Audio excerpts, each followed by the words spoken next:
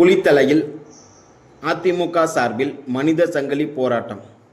கரூர் மாவட்டம் குளித்தலை காந்தி சிலை முன்பு அதிமுக சார்பில் திமுக அரசு பல்வேறு கோரிக்கைகள் நிறைவேற்றப்படவில்லை என்றும், சொத்து வரி உயர்வு, மின்கட்டண உயர்வு, அத்தியாவசிய பொருட்கள் விலை உயர்வு, பால் விலை உயர்வு, பத்திரப்பதிவு விலை உயர்வு, கள்ளச்சாராயம், போதைப் பொருட்கள் செயல்களை தடுக்க வேண்டும், பெண்கள் பாதுகாப்பு மற்றும் சென்னையில் நடந்த விமானப்படை சாகச நிகழ்ச்சியில் 5 பேர் பலியானது குறித்தும் இன்னும் பல்வேறு கோரிக்கைகளை முன்வைத்து போராட்டம் நடத்தினர்.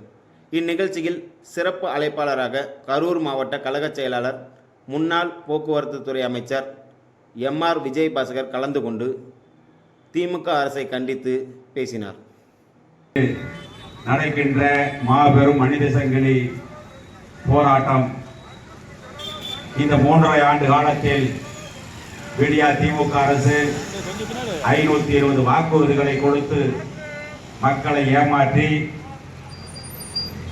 ஆட்சிக்கு வந்து இந்த 3.5 ஆண்டு காலத்தில் எல்லா துறைகளிலும் மக்கள் மீது வரிகளை சுமத்தி கொண்டே இருக்கிறார்கள்.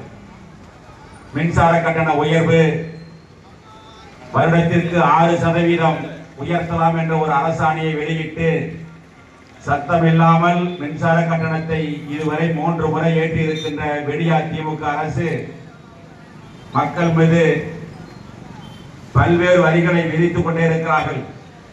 இப்பொழுது சொத்து வரி உயர்வை உயர்த்தி, அதே போல வருடத்திற்கு 6% சொத்து வரி உயர்வை உயர்த்துகின்ற ஒரு அரசாணையை வெளியிட்டு மக்கள் மீது தாங்க முடியாத ஒரு வரி விதிப்பை உயர்த்தி இருக்கின்ற விடியா திமுக அரசை கண்டித்து உயர்த்தி இருக்கின்ற சொத்து வரியை திரும்ப பெற வேண்டும் என்று நடைபெறுகின்ற மாபெரும் மனித சங்கிலி போராட்டம் தமிழகம் முழுவதும் நடைபெறுகின்ற இந்த மனித சங்கிலி போராட்டத்தில் மக்களுடைய பிரச்சனைகளை முன்னெடுத்து இருக்கின்ற தமிழகத்தில் முன்னெடுத்திருக்கின்ற பிரதான எதிர்கட்சியாக அனைத்து இந்திய அண்ணா திராவிட முன்னேற்ற கழகம் திகழ்ந்து கொண்டிருக்கிறது. சொத்து வரி உயர்வு மட்டுமல்ல, பால் விலை உயர்வை இதுவரை 8 முறை உயர்த்தி இருக்கிறார்கள். அதே போல பத்திரப்பதிவு கட்டணம் உயர்வு, தினத்தினுடைய வழிகாட்டி மதிப்பு உயர்வு, அது மட்டுமல்ல, அனைத்து இந்திய அண்ணா திராவிட முன்னேற்ற கழக ஆட்சியில ஒரு இறப்பு சான்றிதழ் நகல் வேண்டும் என்று சொன்னால் 20 ரூபாய் கொடுத்தால் போதும். ஆனால் இந்த விடியா திமுக ஆட்சியில அந்த இறப்பு சான்றிதழ் பெறுவதற்கு 200 ரூபாய் கொடுக்க வேண்டிய, கட்டணமாக செலுத்த வேண்டிய ஒரு அவல நிலை இந்த அரசு இன்று ஏற்படுத்தி இருக்கிறது என்பதையெல்லாம் மக்கள் புரிந்து கொள்ள வேண்டும்.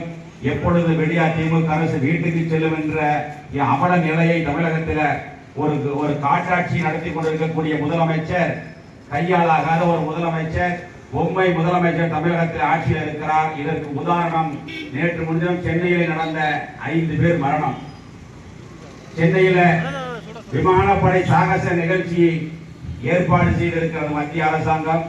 ஆனால் அதை கட்டுப்படுத்தி மக்களுக்கு தேவையான குடிநீர் போன்ற, மருத்துவம் போன்ற வசதிகளை, கழிவறை போன்ற வசதிகளை செய்து கொடுக்க தவறிய இந்த விடியா திமுக அரசு ஏதோ சாக்கு போக்கு சொல்லிக் கொண்டிருக்கிறார்கள்.